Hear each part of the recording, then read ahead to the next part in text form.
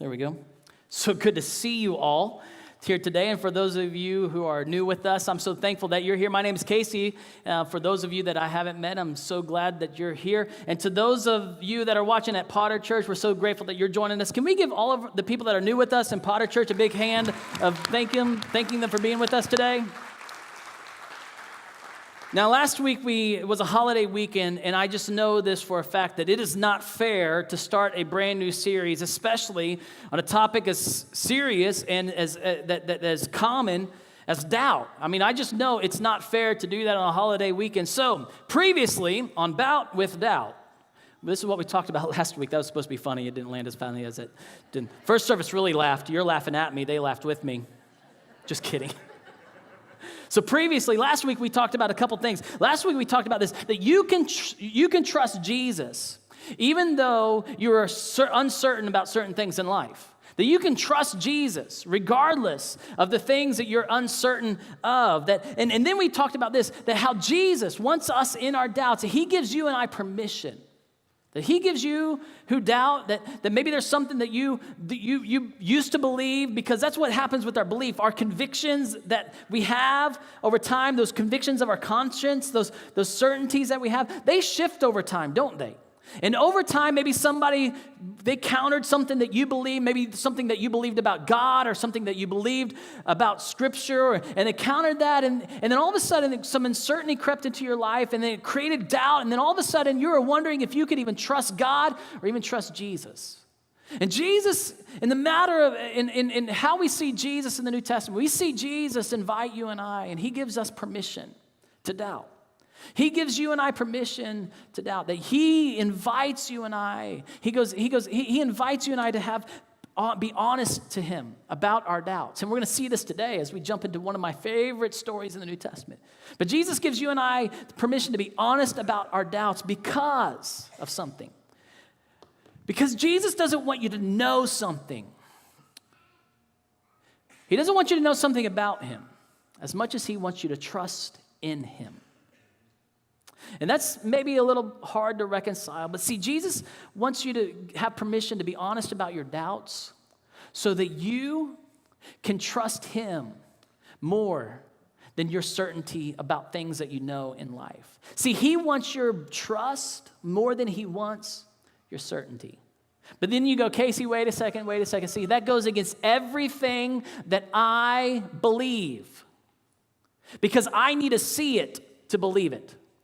In fact, that's what kind of this world that we live in is that you gotta see it, and that's why faith doesn't really make sense, because faith is a blind faith. But I want to let you know, see, our faith in Jesus isn't blind. Our faith in Jesus isn't blind. And in this postmodern world, in this world where science shows us a lot of things, and in this world where we have some evidence of things that people have tried to use to make you be on the other side of the things that you believe, saying that what you believe is a blind faith. Your faith in Jesus is not blind. And in this growing voice, in this postmodern culture pointing to the evidence, accusing the Christian faith of being a blind faith, our faith is not blind. See, our faith is based on something. It's based on signs that were seen by real people in real time. That our faith is not just a blind faith, that your faith is based on real things that happened, that signs that Jesus did. And we're going to talk about one of those specific signs today that Jesus did. Two of those signs, actually, we're going to talk about today, that Jesus did. And they were seen by real people in real time, so that all people could trust in Jesus regardless of how certain or uncertain you are. And in this, when people try to create doubt in your mind, when people try to create doubt, and maybe they did it for you as they went off to college, and all of a sudden a Western Civ or a philosophy teacher comes and they try to take your house, they think you're faith is built on a house of cards, and maybe it is, and they try to knock out one of those little truths. They rarely use examples or what happens in the New Testament. They rarely use the New Testament. They most always use a little instance of the Old Testament. And maybe that's where your faith got a little jostled. Maybe that's where a lot of your doubt created is as they brought up things and they made you think, are you really certain that Jesus is who he said he is? And are you certain that you really want to follow this kind of a God? And all of a sudden, doubt began to creep into your heart and began to creep into your life. And over time, there was shame that you had because you didn't want to voice it. See, I want you to know that Jesus gives you and I permission, and he wants you to know that your faith is not a blind faith, and our Christian faith is not a blind faith. It is based on signs that were seen by real people. These New Testament authors were real people. These New Testament authors, that most of the New Testament authors were eyewitnesses, either eyewitnesses to Jesus or they knew firsthand experience, that got firsthand experience, the accounts that these people saw that as they were with Jesus, as they heard his teachings. They knew someone who was an eyewitness, or they saw Jesus himself come back to life. And two of these New Testament writers, this is huge. Your faith is not a blind faith. Two of these New Testament writers were related to Jesus. One was a half-brother of Jesus, lived in the same home as Jesus. And the other one, and that man is James, wrote the book of James. And Jude, that little short, doesn't even have chapters in it. It's all just verses. Might have been the brother, most likely a cousin of Jesus. And they declared Jesus as God. See, your faith in Jesus isn't blind. It's based on signs that real people saw. And today, we're going to look at two signs. And we're going to talk really in depth. And we're going to see one sign that Jesus does that becomes the tipping point to Jesus' entire life. And I mean that in the most sincere way. And in this sign that we're going to look at today, it's one of my favorite stories, and it's not just because Carmen back in the day wrote a song about it. You guys know Carmen, you laughed.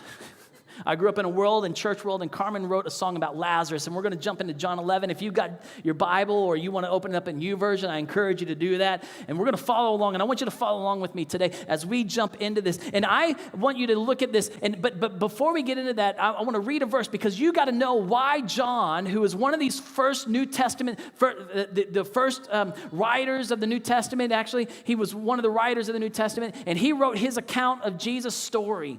And he wanted to pass this on down, and he wanted to write down what he saw and what he heard Jesus say, because he wanted to reveal who Jesus was and who he believed and trusted Jesus was by what he did. And he wanted you to know. And he wrote to skeptics, and he wrote to doubters, and he wrote to people that you wouldn't have a blind faith. And you could believe what he saw, and what he saw with his own eyes and he experienced firsthand. And this is the reason he writes it. He puts it in the end of his book. It was his thesis, if you will. He goes, Jesus performed many other signs, and I want you to circle that word signs, because Jesus performs in John's book. He goes, there are signs, and some of these I can't even write about, he later says. But there are 7 signs specifically that John records, and John says he performed many other than the 7 signs that I'm going to talk about. And I talked about in the presence of his disciples, which are not recorded in this book. But these are written that you may believe that Jesus is the Messiah, the Son of God, and that by believing you may have faith, or have life. You may have life in his name. Now, anytime today that you see the word believe, or we talk about the word believe, I want you to automatically do something with me, and we're going to pattern this. I want you to automatically think trust.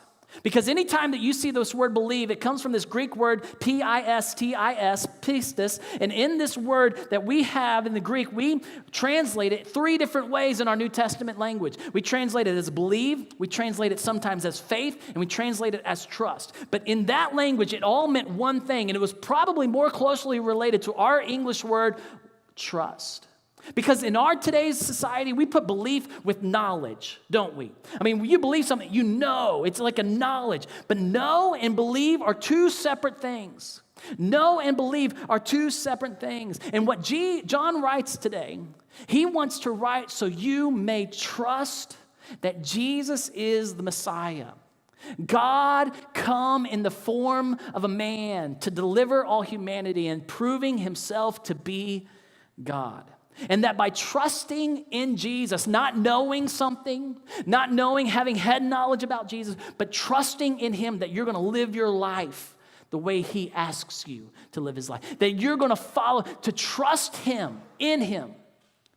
That through trusting in him, you may have what no other thing can give you, life.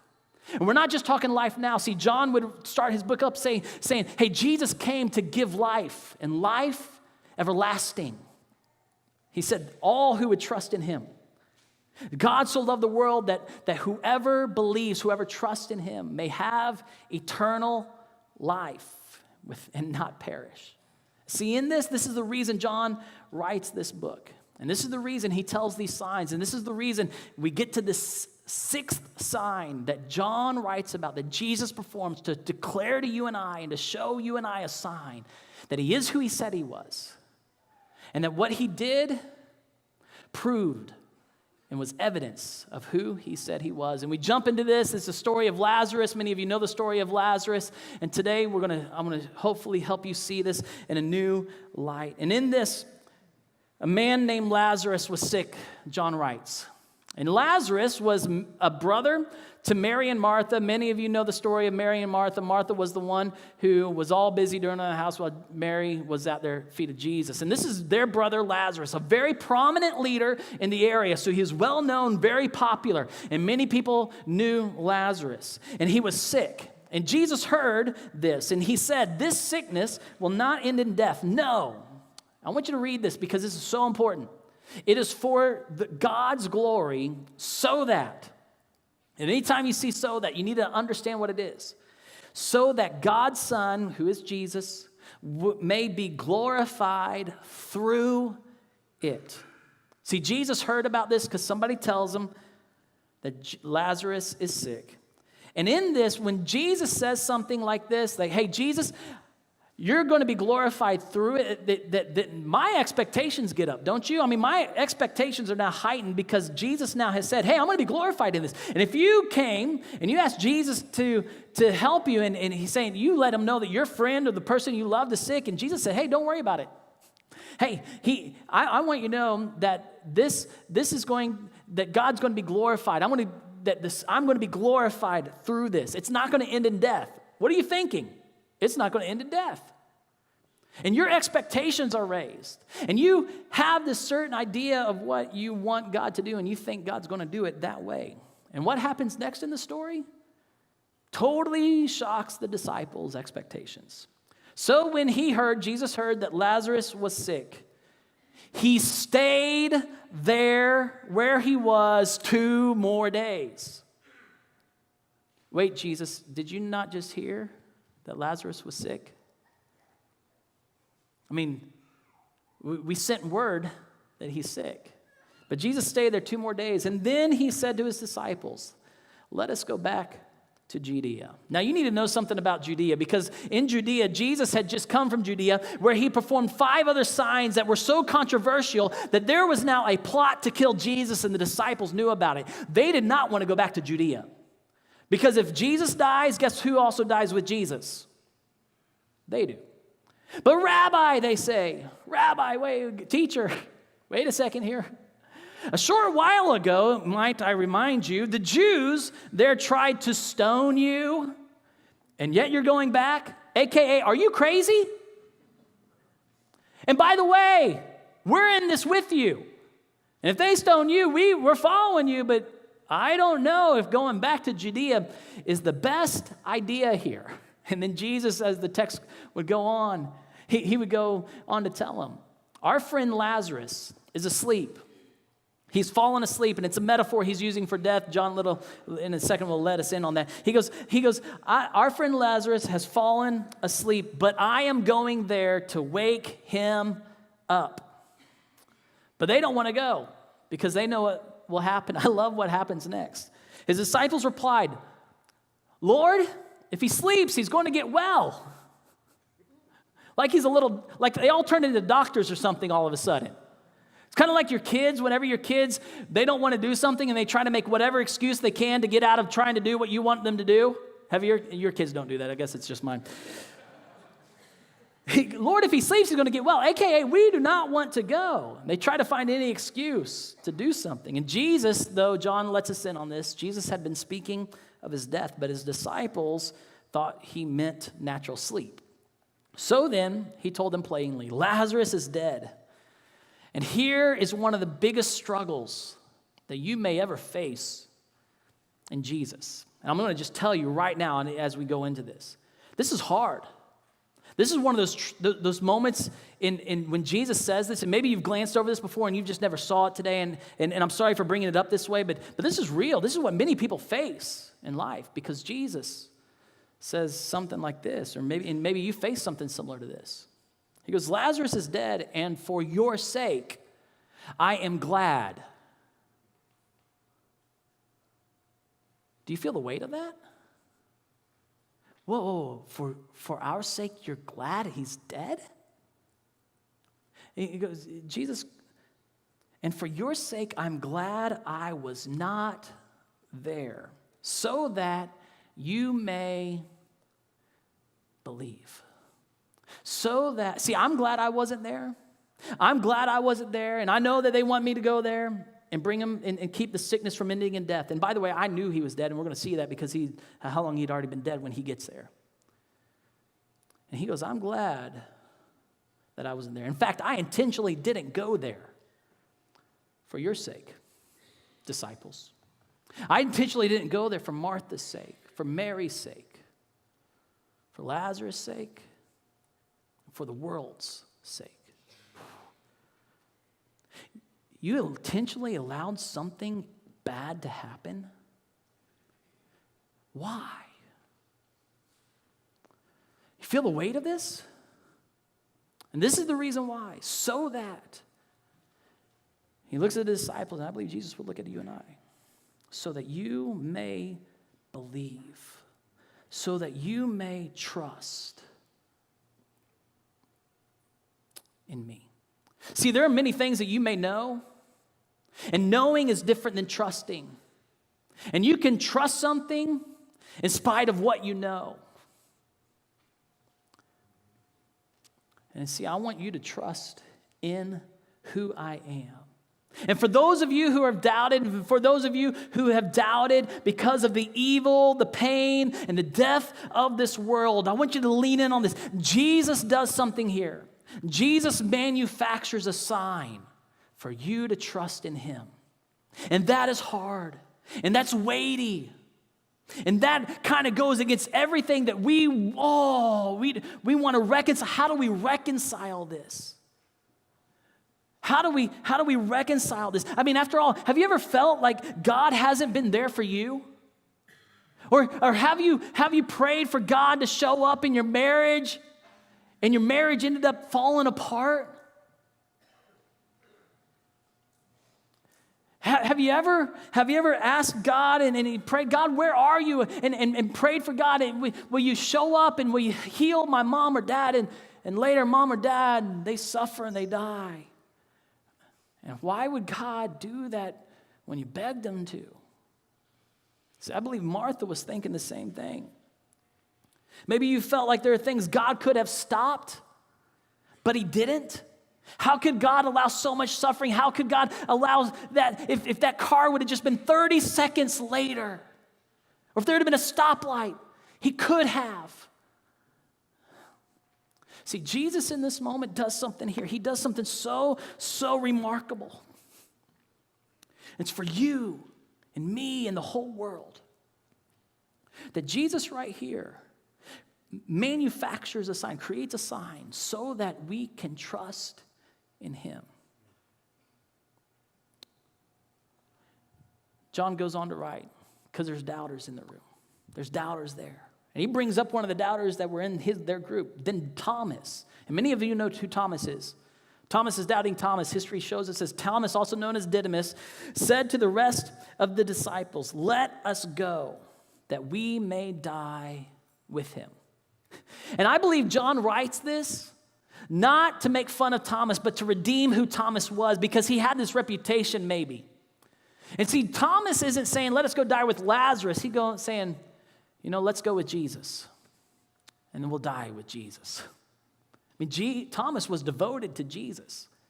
Even though there were doubts that maybe were residing in his heart of who Jesus is, he was still devoted for Jesus. And I believe John writes this for those of you who have doubts. Why? Because he wants you to trust that Jesus, he knew that Jesus wants you to trust him more than what you know. He wants you to put your trust in him more than the things that you know about. And Thomas, he shows you and I that you can be devoted to Jesus yet still have some doubts. You can be devoted to Jesus and still have some uncertainties that are unanswered questions in your faith that you haven't reconciled. You can still trust in Jesus regardless of what you know or what you don't know. And in this, there may be things in your life that you're uncertain of, but you can be certain of who Jesus is. And this is what Jesus does. On his arrival, Jesus found that Lazarus had already been in the tomb for 4 days. And when Martha had heard he was coming, she went out to meet him, but Mary, her sister, stayed at home. Lord, Martha said, maybe you've said something like this before. If you had been here, kind of like an accusation here, isn't it? If you could have been here, my brother would not have died. Have you ever made those prayers to God? Maybe you felt guilty for making those prayers to God. Have you ever thought that, God, if you were real, or if you really cared, you would? Or God, if you would have been there for me, then something like this wouldn't have happened to me. And see, Jesus shows you and I something very remarkable here. Jesus shows you and I that he can take it. Look at what Martha does. She comes out and he brings this accusation against Jesus. If you would have been here, Jesus, if you would have been here, my brother would not have died. And Jesus, he is so patient and with us, and he's so forgiving. And he knows our hearts, and he knows us, and he understands us. That's a beautiful thing. He understands you. And John shows you and I that you can share your frustrations with Jesus, and you can share your doubts directly with God, just like Martha did. And you don't have to feel guilty about it. And also, in this moment, John shows us that even bad things happen to Christ followers. That even bad things, like the one that was Jesus' friend. And church history would say Lazarus was one of probably the closest friend outside of the 12 to Jesus. Lazarus was this. And Jesus allowed something to happen to a friend of his. And bad things happen. And Jesus promised this. He told his disciples, and John recorded that in this world you're going to have troubles. But isn't it kind of comforting to know something? That if things go wrong in your life, it doesn't mean something's wrong with you. After all, if things don't go right for you, it doesn't mean something's wrong with you. That there's not something wrong with your faith in God or in trusting God, because there's not something wrong with you if life doesn't go right for you. Isn't that kind of comforting to know that this even happened to a man like Lazarus? And then, because Jesus doesn't guarantee a trouble-free life, but Jesus guarantees that he will be glorified through the troubles that we face. And Jesus goes on. Or John goes on in this story about Jesus. He goes, but Martha continues, but I know that even God will give you whatever you ask. And Jesus said to her, your brother will rise again. Martha answered, I know. You ever been the I know person? Does what you know ever get in the way of trusting in Jesus? Here's what Martha said. I know. Comes up with the Sunday school answer. Quotes all the Bible verses. I know. This is what she says. I know he will rise again in the resurrection on the last day. That's what I've been taught. I know all that. See, it's different than trust. That's why knowledge is different than trust. And knowing and believing and knowing and trusting are two different things. And Jesus said to her, I am. And this right here was a declaration of his divinity.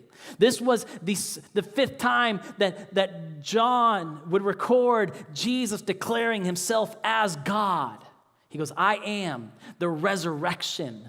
I am the grand reversal of everything that ends in death. I am the resurrection, and I am the life. The one who believes, the one who trusts in me will live even though they die. And whoever lives by believing in me will never die. And he looks at Martha. He says, do you believe this?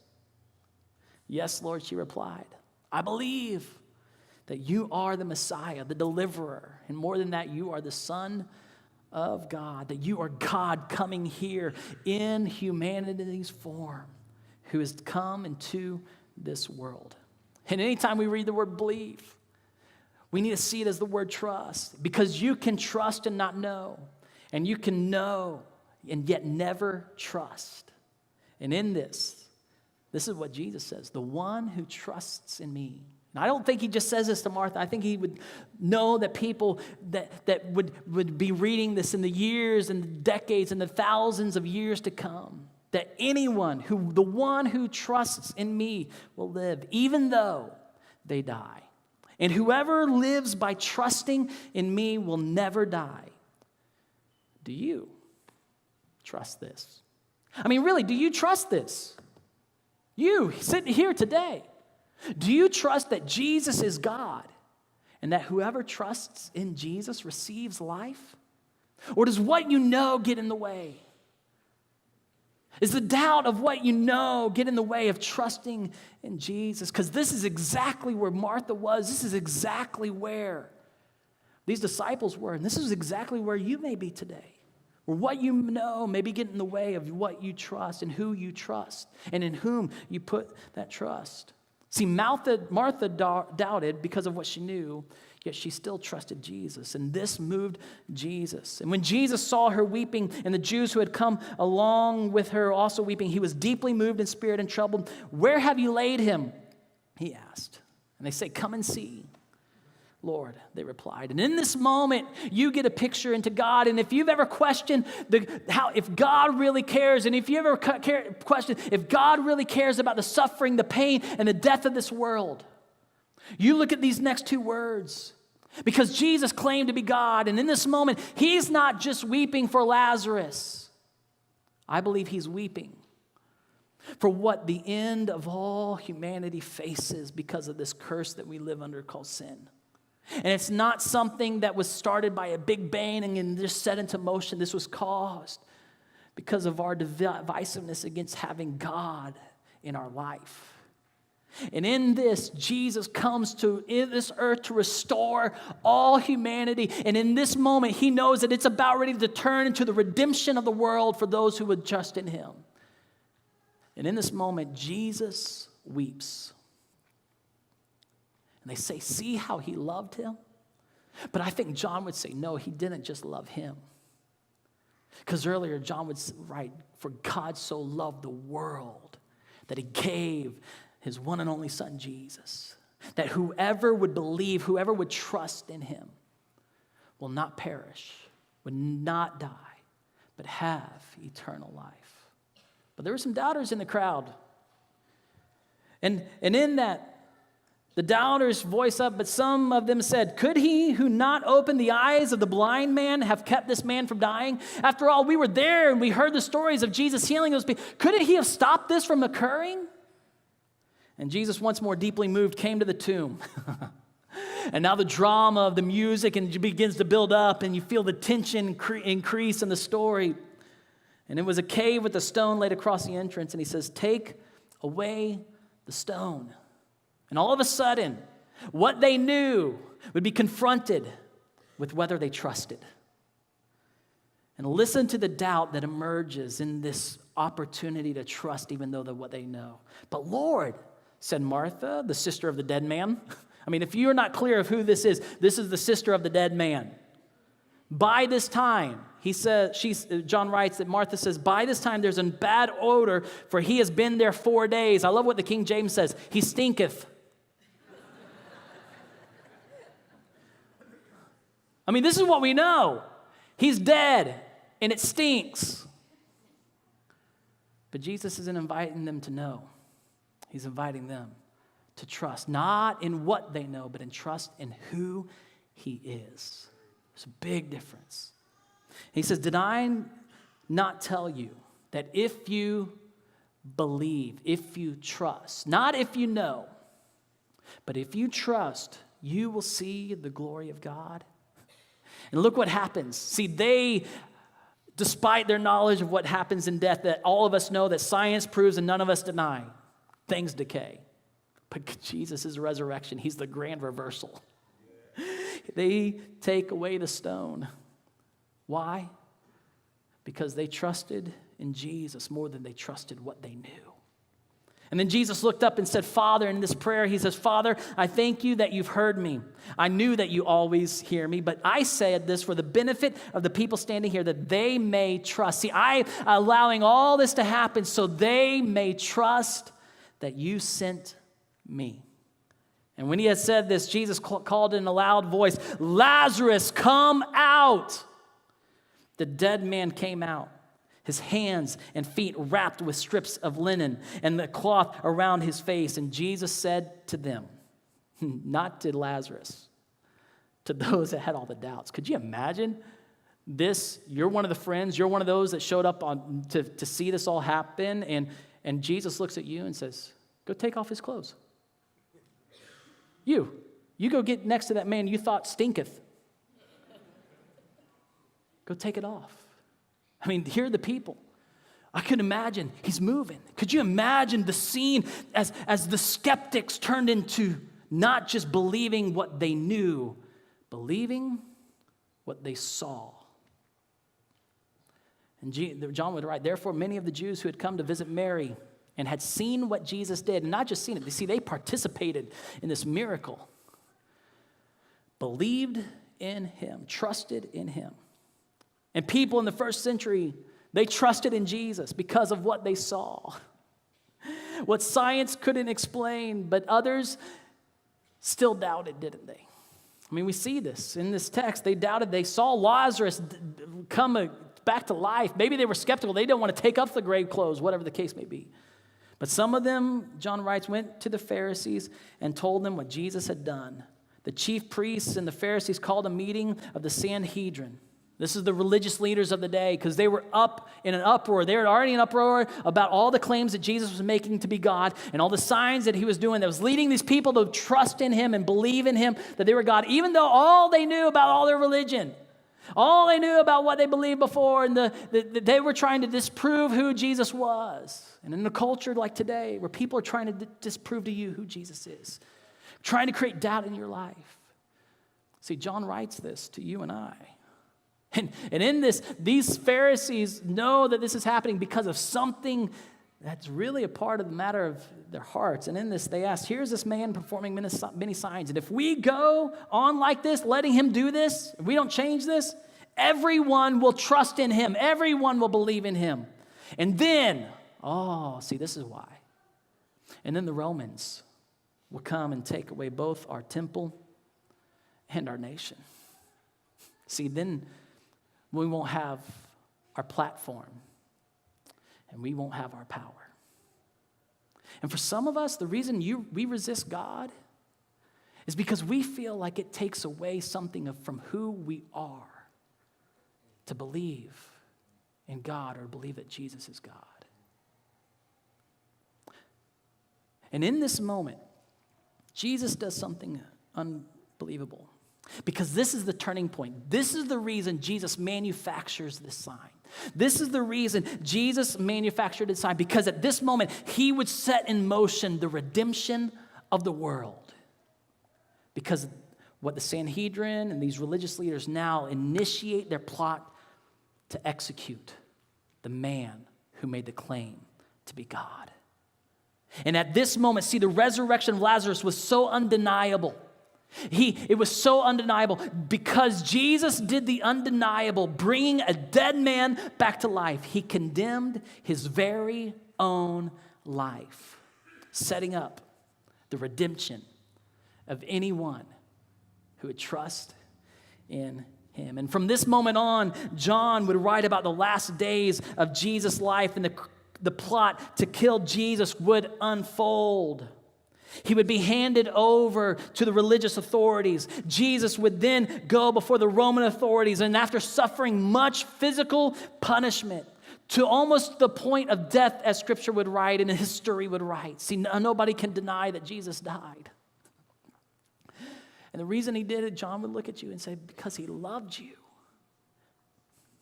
And because he loved a world that was suffering from the pain caused by the evil of this world.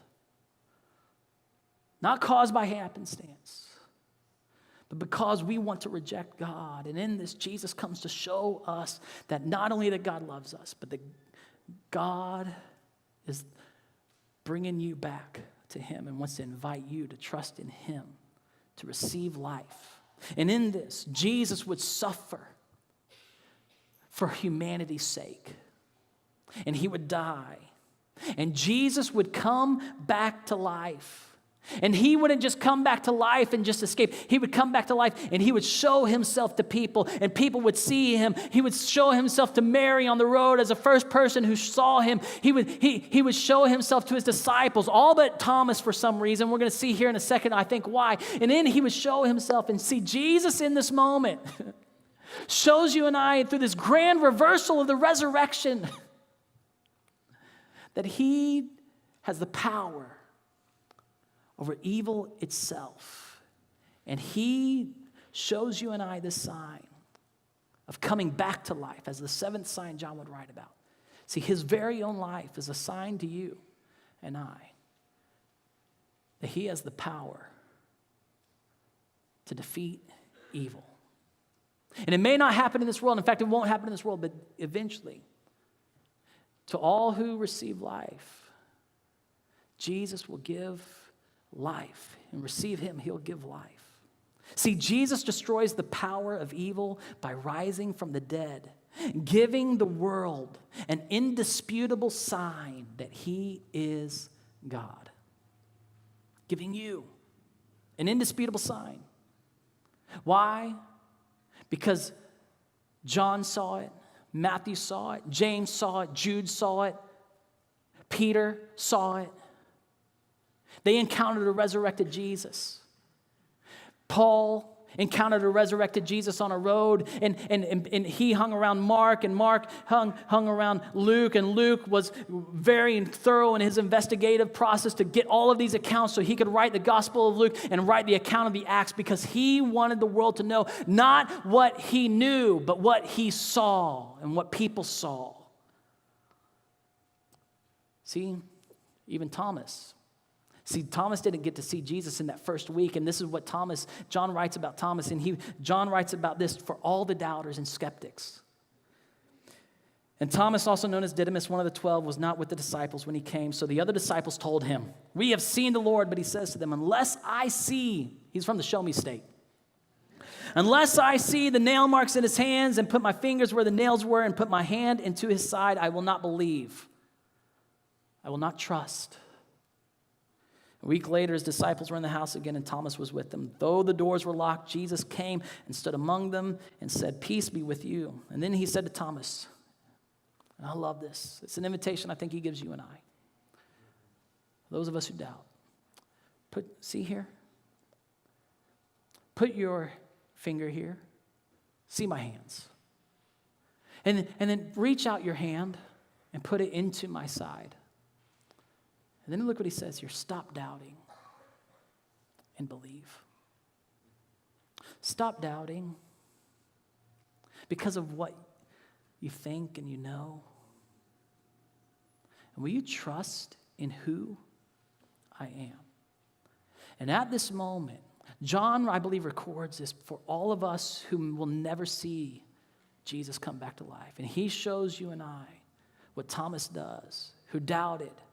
But he turned his doubt into trust because of what he saw. And this is what Thomas says, "My God." He goes, "My Lord and my God." See, Thomas declared that Jesus was not just his Lord, but he was his God. And Jesus goes to Thomas, because you have seen me, you have believed. But blessed are those who have not seen and yet have believed. Because Thomas saw and believed, we can trust even though we never seen. And Jesus gives you permission today. He gives you and I permission and then to doubt. And this is what Jesus does for you today. He gives you permission to doubt. Then he points you and I to the truth in his resurrection.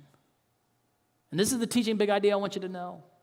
See, Jesus' death and resurrection are all I need to be certain of who Jesus is and his love for me. See, Jesus' death and resurrection are all you need to be certain of who Jesus is and his love for you. That his death on the cross was his proof of his love for you. And his resurrection is the sign that all you need to put your trust and be certain and trust in who he is. You know the thing about Thomas is he took the gospel of Jesus farther than anybody else. He was the disciple who took the gospel of Jesus all the way to India. Not because of what he knew, but because of what he saw, a resurrected Jesus. And today, this is an invitation for you. And today we're going to celebrate this invitation that Jesus gives us to trust in him in a way that we join the church in history of celebrating the death and resurrection of Jesus. And that's through communion. And I invite you to take a step of trusting Jesus. And maybe you have had some doubts in the past, and this is an invitation for you to say, God, this is something I've had some uncertainties in life, but I trust you. I trust in your death and I trust in your resurrection, Jesus. Or maybe you're here and you're trusting in Jesus. This is a step to just say, Jesus, I continue to trust in your death and your resurrection. That proves that your love for me and who you are. And that's what I'm trusting in today. Will you stand with me? And will you join us as we take this as a celebration of what Jesus has done for us through his death and resurrection? I'm going to ask you to exit out your left, come forward, grab the elements, return to your right, and we're going to finish the service off by taking these elements together. Will you exit and join us today?